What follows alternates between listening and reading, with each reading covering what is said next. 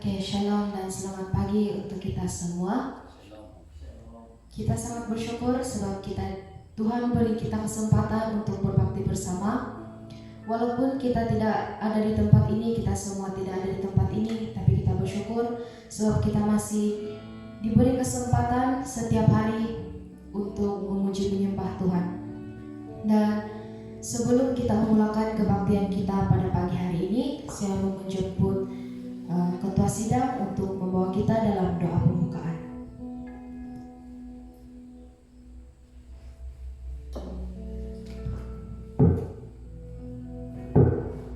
Oke, mari kita berdoa.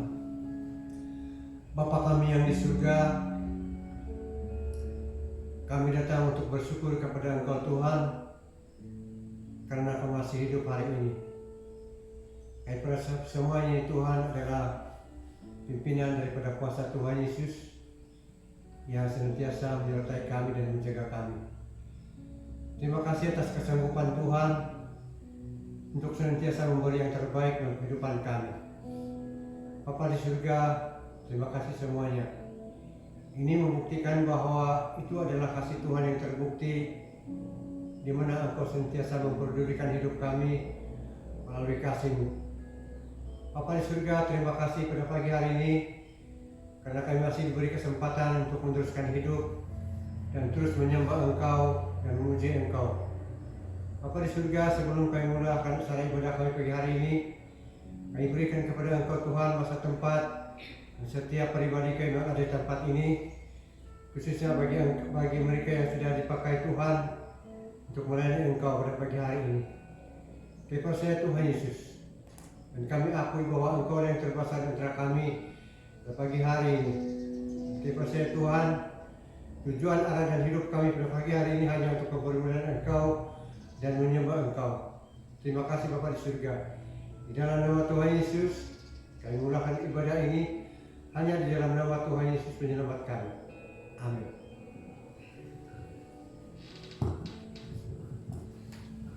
Fungsi Ketua. Saat ini kita masuk dalam ruangan puji sembah, dan saya percaya hidup kita hari ini Tuhan berikan itu semua kesempatan untuk kita untuk memuji menyembah Tuhan. Amin. Amin. Haleluya.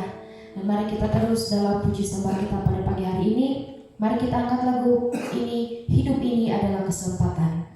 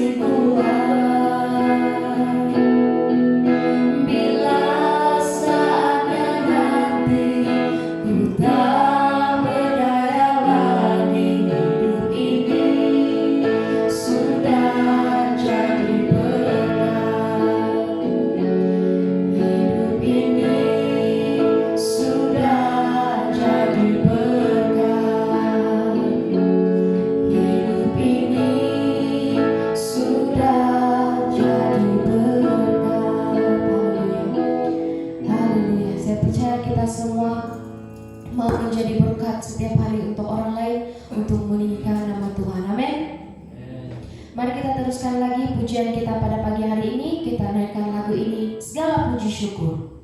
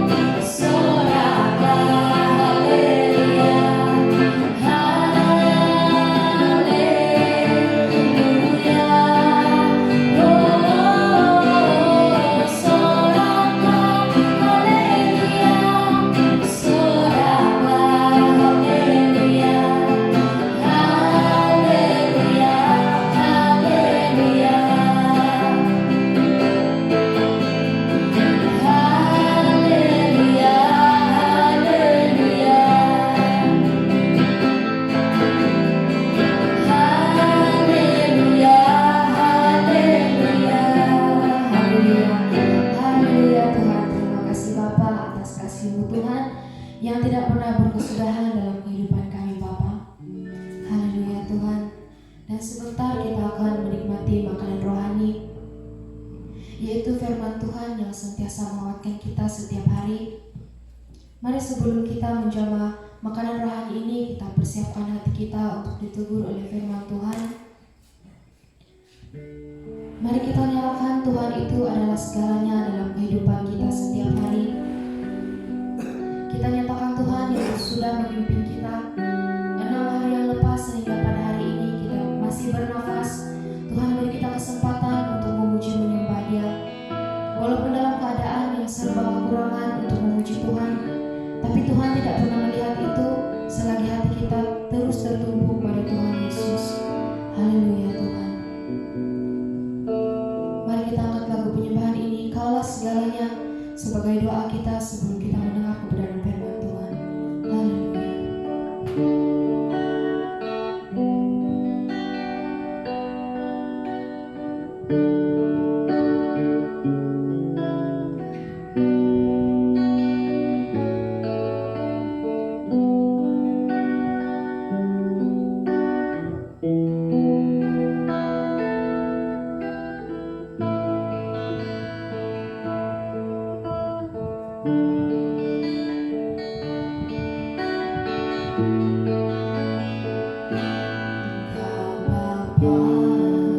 Yang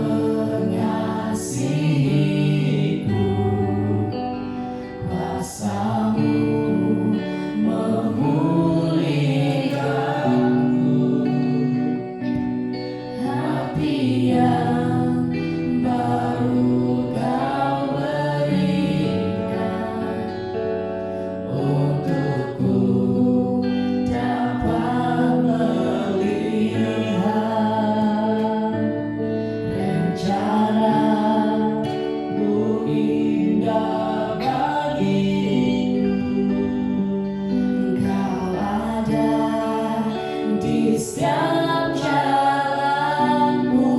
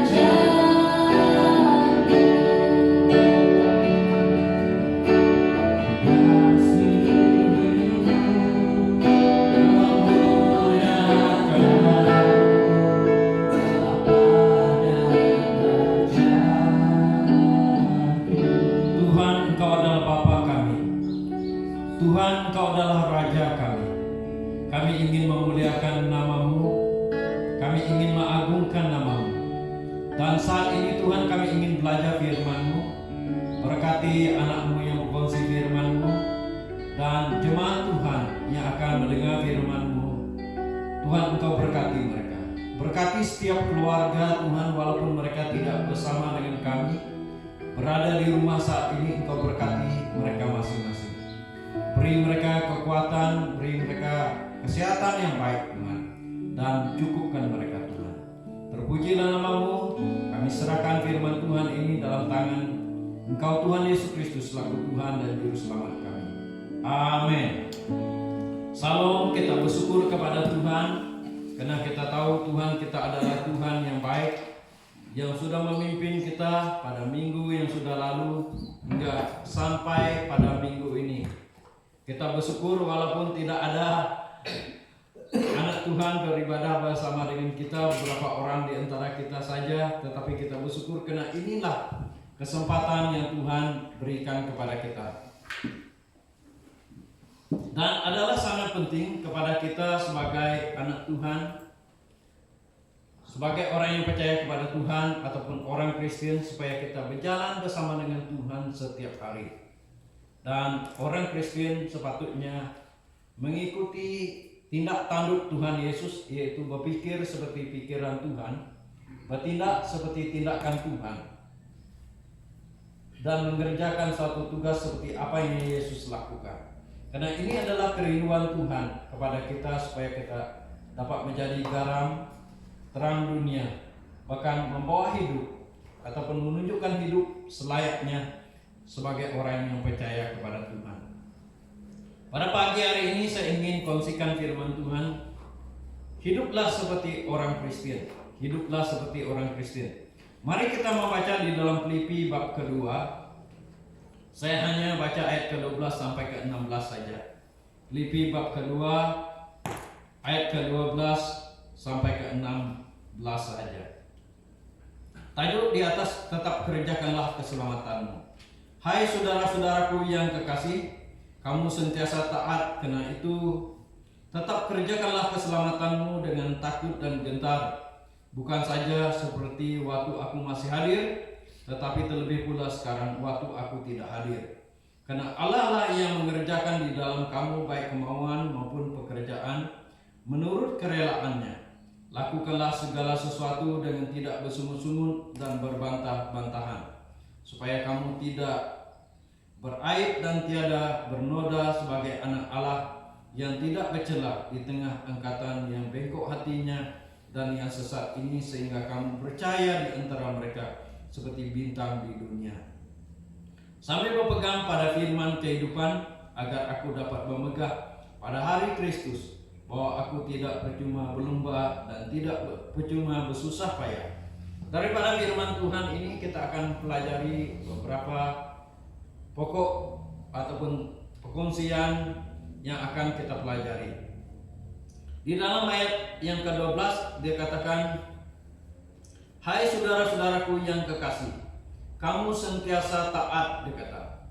Jadi dalam poin yang pertama kita pelajari di sini adalah sentiasa taat.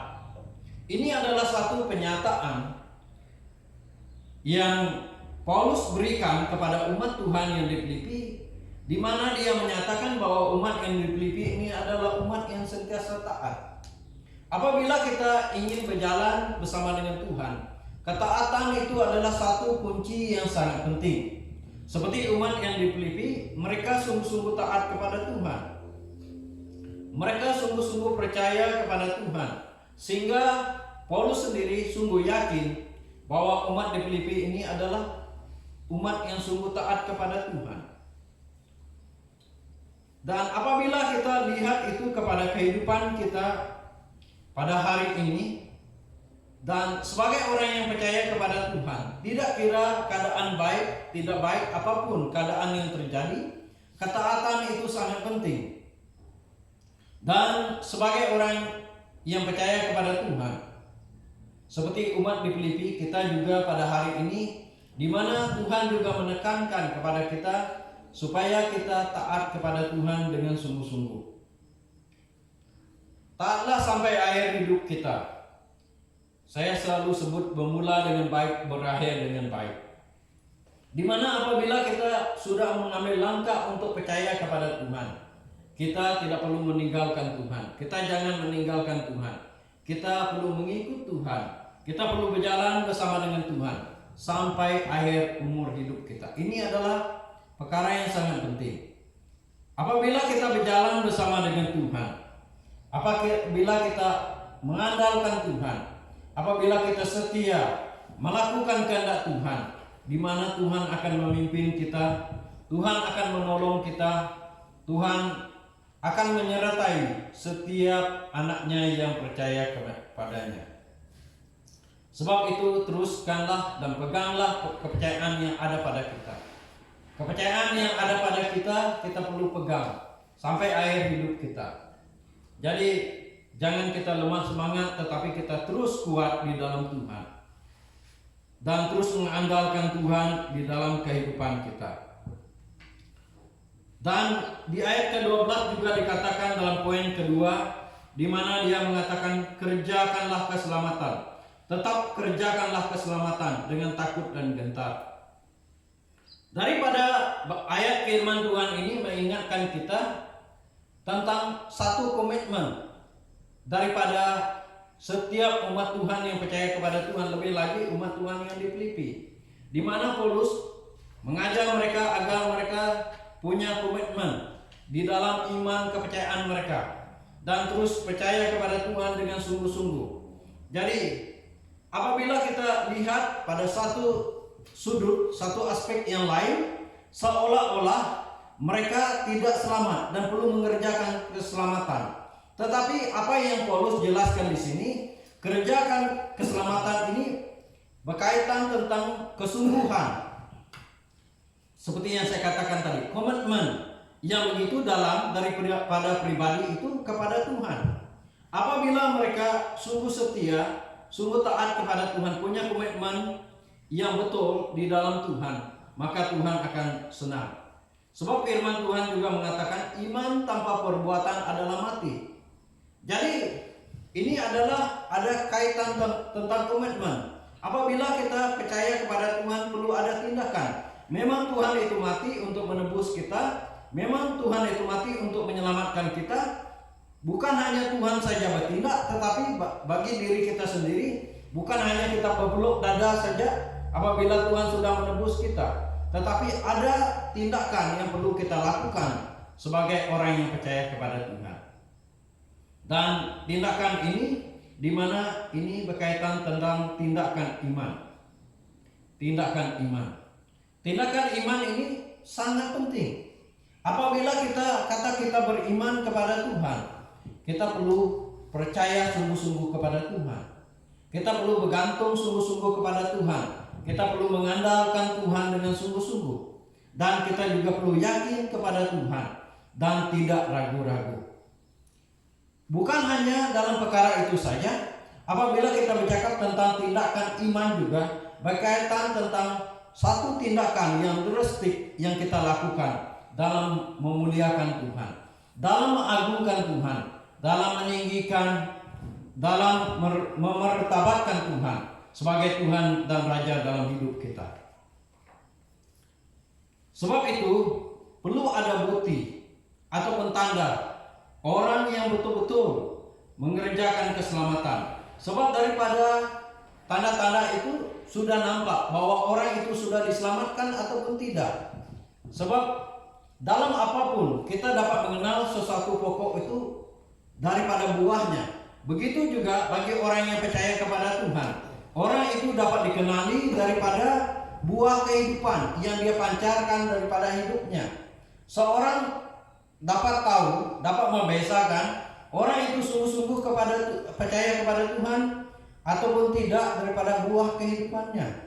Sebab itu sebagai orang yang percaya kepada Tuhan, kita dikenal, orang tahu kita daripada apa yang kita lakukan. Jadi pelajaran yang kita perhatikan di sini, pastikan juga apabila kita kerjakan keselamatan ini, pastikan suhu iman kita itu baik. Suhu iman kita baik. Kalau kita lihat sekarang, kalau orang sekarang ini zaman penyakit COVID, kalau panas orang tidak benarkan, Jadi hanya yang normal saja boleh. Tetapi dalam kerohanian bukan yang sejuk itu yang diperlukan, tetapi yang panas itu. Maksudnya dalam kerohanian kita ini, dalam kita percaya kepada Tuhan, perlu ada semangat, perlu ada peningkatan rohani yang baik, perlu ada rohani yang bagus. Itu yang sangat ditekankan. Sebagai orang yang percaya kepada Tuhan, pastikan suhu rohani kita adalah suhu rohani yang baik. Jadi ini sangat penting. Dan kita juga perlu pasti tentang keselamatan pribadi kita. Jangan kita ragu-ragu. Kalau orang tanya, kamu orang Kristen? Ya, kita pikir begini. Oh, saya orang Kristen. Saya sudah percaya kepada Tuhan dari datuk nenek moyang saya. Tetapi kalau orang tanya, adakah kamu betul-betul selamat? Ya mungkinlah. Ataupun ada orang kata, walaupun dia orang Kristen, insya Allah lah ada kata. Tetapi bagi kita sebagai orang yang percaya kepada Tuhan, apabila kita percaya kepada Tuhan, di mana kita pasti akan keselamatan kita. Kita tidak ragu-ragu. Kalau orang kata, oh kalau kamu mati kamu masuk surga. Iya. Kenapa? Karena apabila kita percaya kepada Tuhan, kita kerjakan dengan sungguh-sungguh kepercayaan kita itu, lakukan kepercayaan kita itu, mengandalkan Tuhan dengan sungguh-sungguh. Saya percaya bahwa kita tidak perlu ragu-ragu tentang keselamatan kita. Dan kita pasti akan selamat. Di samping itu juga, sebagai orang yang percaya kepada Tuhan, komitmen itu adalah sangat penting dalam diri kita. Seperti perkara ini adalah sangat penting, di mana kita perlu ada komitmen dalam hidup kita dengan sungguh-sungguh kepada Tuhan sepanjang umur hidup kita. Komitmen ini bukan separuh jalan, tapi sampai Tuhan memanggil kita. Dan kita pergi poin yang ketiga. Mari kita lihat di dalam ayat 13. Karena Allah yang mengerjakan di dalam kamu baik kemauan maupun pekerjaan menurut kerelaannya. Jadi poin ketiga inilah, lakukan tugas bagi pihak Allah. Lakukan tugas bagi pihak Allah. Allah turut bekerja dalam diri orang percaya untuk melakukan kehendak ataupun pekerjaannya.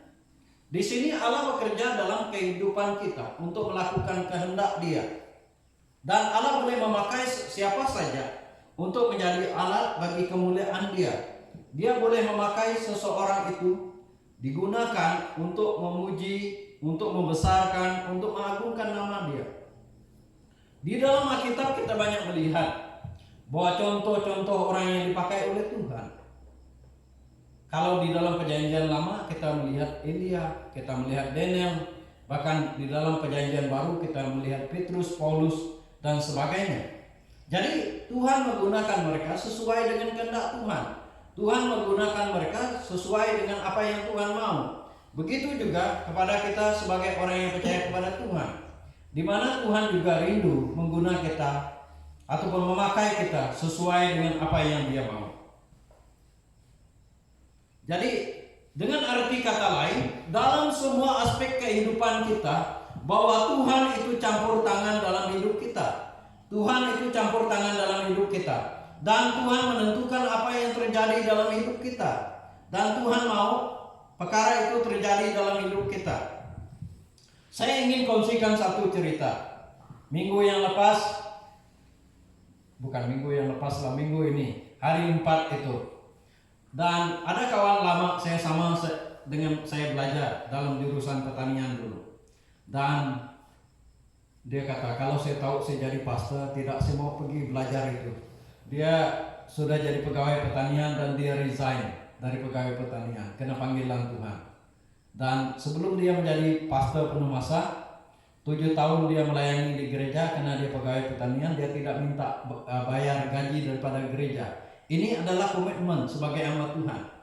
Dan di sini saya ambil contoh itu. Apabila Tuhan memanggil seseorang itu, Tuhan akan mau dia melakukan sesuai dengan kehendak dan rencana Tuhan. Jadi ini adalah kerinduan Tuhan. Dan Allah juga pada masa yang sama ingin memakai kita sebagai alatnya ataupun bagi kemuliaan dan kehendaknya dalam hidup kita. Dia ingin kita melakukan pekerjaan kita sesuai dengan rencananya.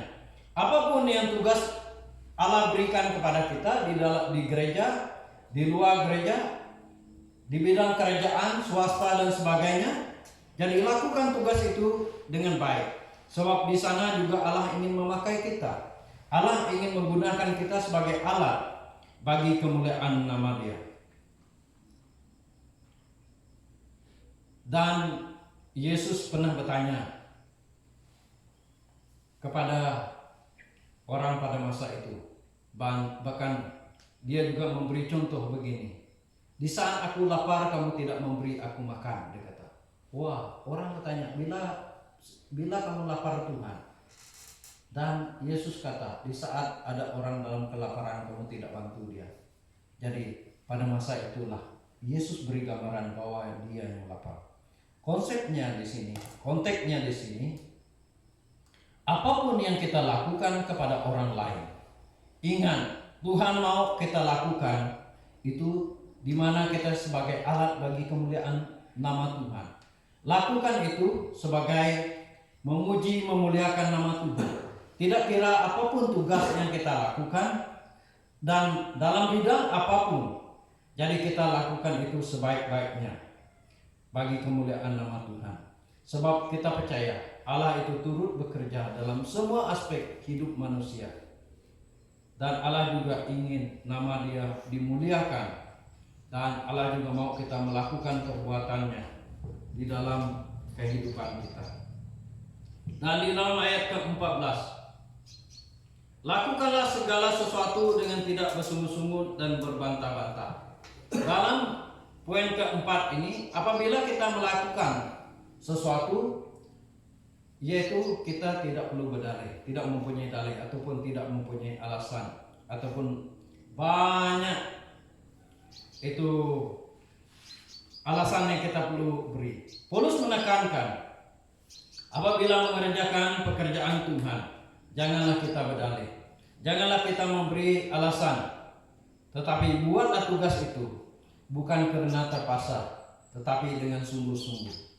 Bahkan lakukanlah tugas itu dengan sukarela. Dan kita juga perlu melakukan tugas dengan sungguh-sungguh dan jangan memberi alasan. Apa yang kita lihat, apapun tugas yang kita lakukan seperti yang saya katakan tadi di awal tadi, ini mengingatkan tentang diri kita. Tidak kira tugas itu besar, tugas itu kecil di pandangan manusia.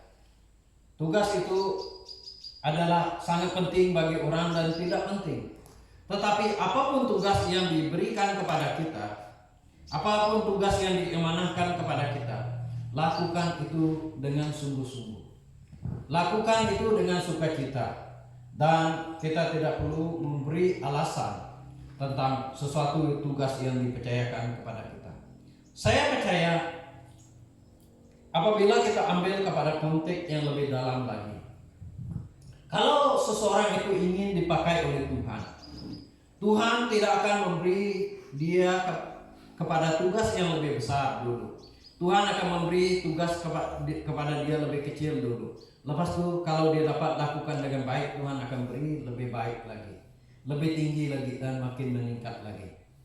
Konsepnya adalah hampir sama dengan talenta. Kalau Tuhan beri 1 talenta, seorang itu gunakan dengan baik, Tuhan akan beri 2 talenta. Tuhan akan beri 3 talenta dan seterusnya.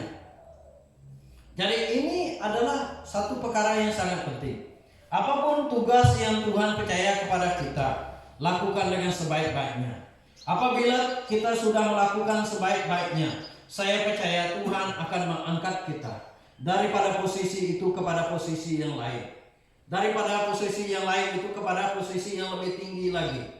Tidak kira dalam bidang apapun, dalam kerajaan, dalam swasta, di gereja pun, saya percaya Tuhan campur tangan. Apabila kita lakukan tugas dengan sungguh-sungguh, mengerjakan yang kecil, Tuhan juga akan membawa kita mengerjakan perkara yang besar apabila kita sungguh-sungguh mengerjakan pekerjaan itu. Jadi, karena Allah punya kerinduan, apabila kita melakukan satu tugas itu, nama Dia diagungkan, nama Dia ditinggikan, nama Dia dibesarkan, daripada perbuatan yang kita lakukan. Ini adalah kerinduan Allah bagi kita sebagai orang yang percayakan kepadanya.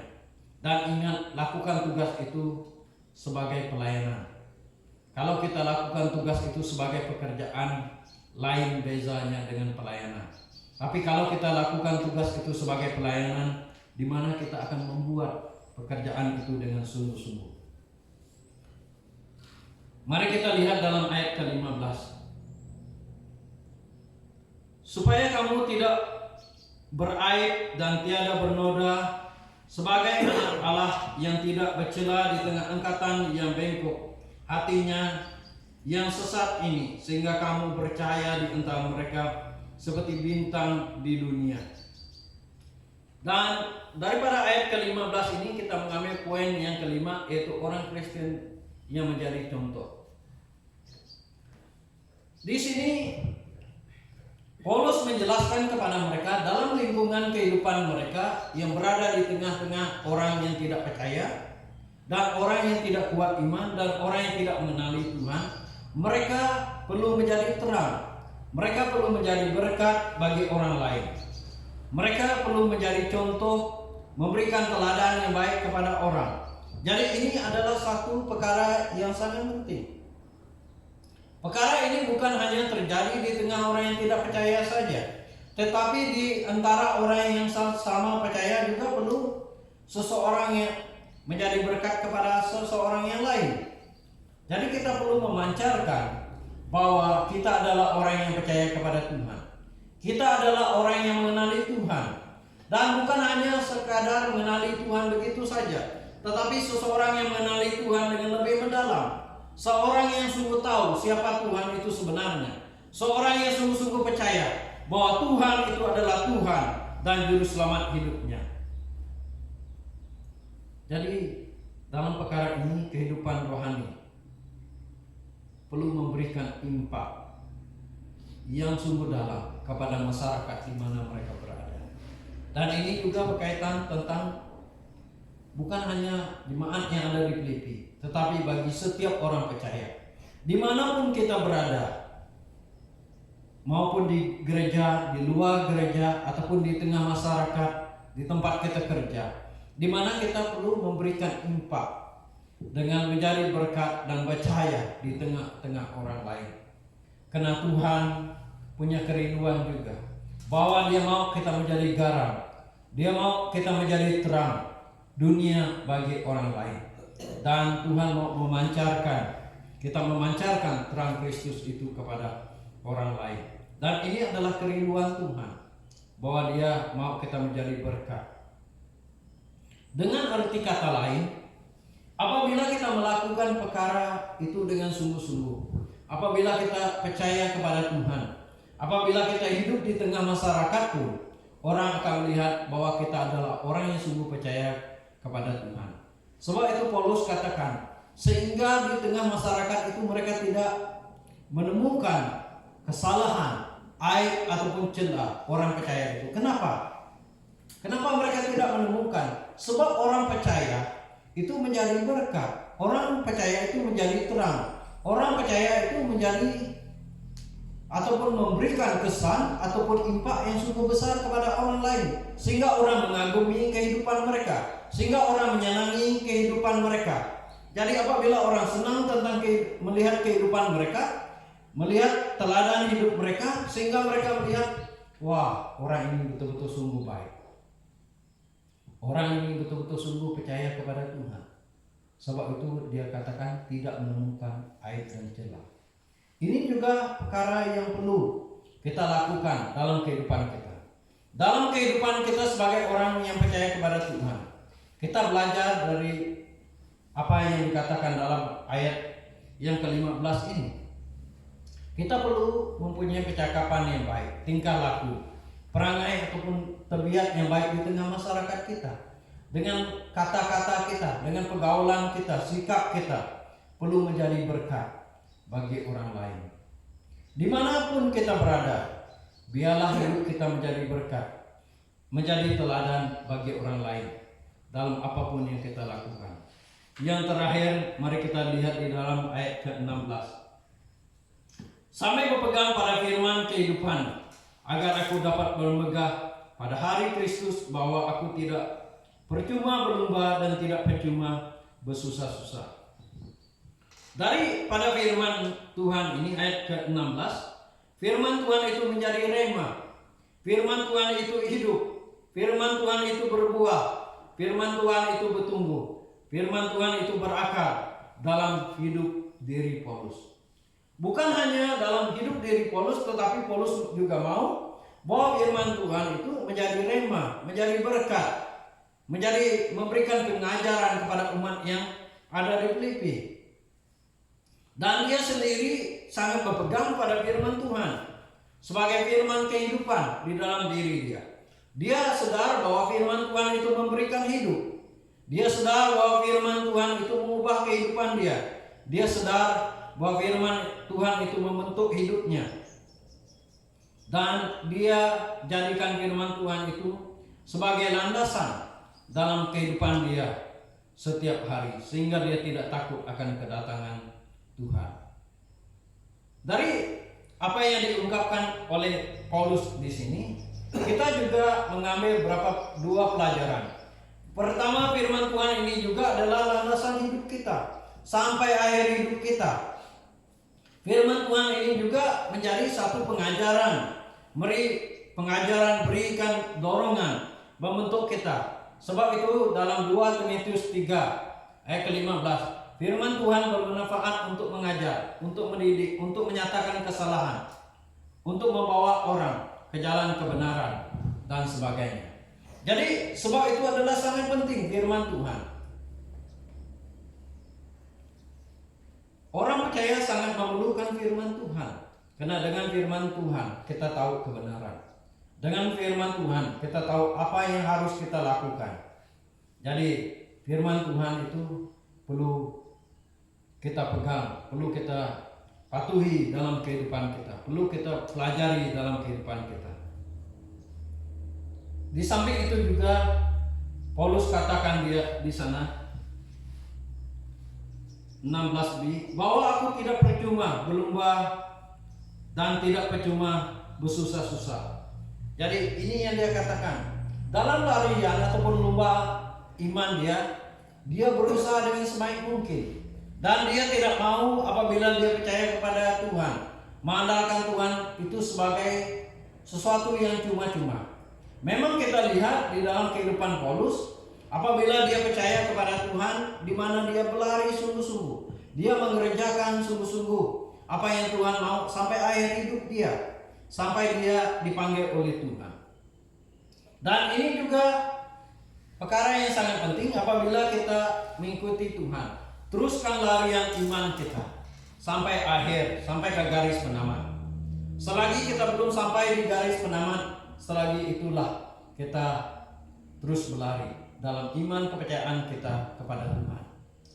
Dan pada pagi hari ini saya ingin simpulkan firman Tuhan ini. Daripada firman Tuhan ini kita sudah belajar, pertama kita perlu sentiasa taat kepada Tuhan. Kedua, kita perlu mengerjakan keselamatan. Perlu ada tindakan iman dalam hidup kita. Bukan hanya percaya, tetapi dengan sungguh-sungguh percaya kepada Tuhan. Ketiga, kita perlu lakukan tugas kita, apapun yang sudah diamanahkan, apapun yang sudah dipercayakan, lakukan dengan baik agar nama Allah dimuliakan. Jadi yang keempat, apapun tugas kita lakukan tanpa ada dalih ataupun ada alasan. Dan kelima, jadilah orang Kristen yang menjadi contoh di tengah masyarakat kita, dimanapun kita berada, dan agar nama Tuhan dimuliakan. Yang terakhir, firman Tuhan itu adalah landasan kehidupan kita. Mari kita berdoa. Saya minta penatua akan aminkan doa dan membawa kita dalam doa berkat.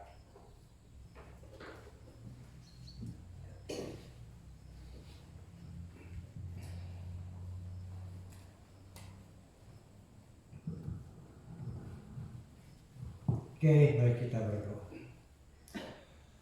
Bapa kami yang sungguh baik dalam kehidupan kami, begitu ternyata dan begitu terbukti bahwa Engkau Tuhan senantiasa memperingatkan kami atas kebenaran firman-Mu.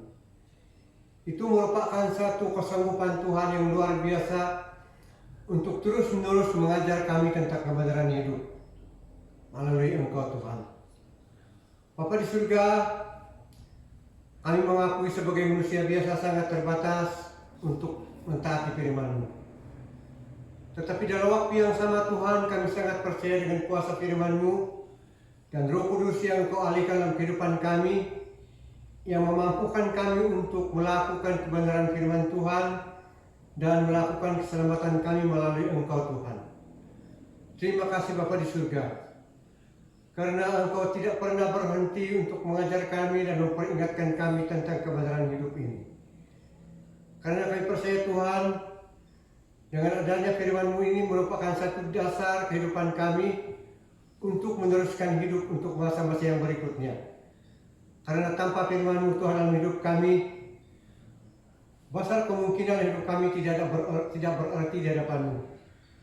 Terima kasih Tuhan, karena firman-Mu ini merupakan tujuan yang luar biasa buat kami, sebagai satu ukuran hidup kami untuk meneruskan hidup bersama dengan Tuhan. Bapa di surga, kiranya firman-Mu yang sudah kami belajar bersama pagi hari ini menjadi kekuatan hidup kami untuk masa-masa hidupnya. Berkati hamba-Mu Tuhan yang sudah Engkau guna pakai untuk menyampaikan kebenaran firman-Mu pagi hari ini. Kami percaya Tuhan, Engkau terus menerus mengguna pakai dia untuk melayani Engkau dan untuk mempermuliakan Engkau bersama dengan keluarganya.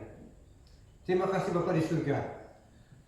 Kiranya Tuhan akan terus menerus melakukan berkat-Mu dalam kehidupan kami lewat firman-Mu yang kami dengar dan pelajari pada pagi hari ini.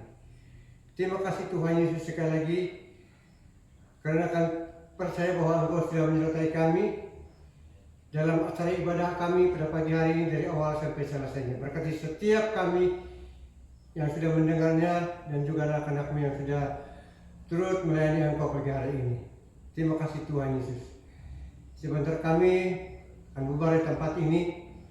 Kami percaya Tuhan akan terus menerus menyertai kami dari keluar dari tempat ini dan sampai ke tempat kami masing-masing. Terima kasih Bapa di surga. Dalam nama Tuhan Yesus, kami akhiri ibadah dan kami tutup ibadah ini hanya di dalam nama Tuhan Yesus, Juru Selamat kami. Amin.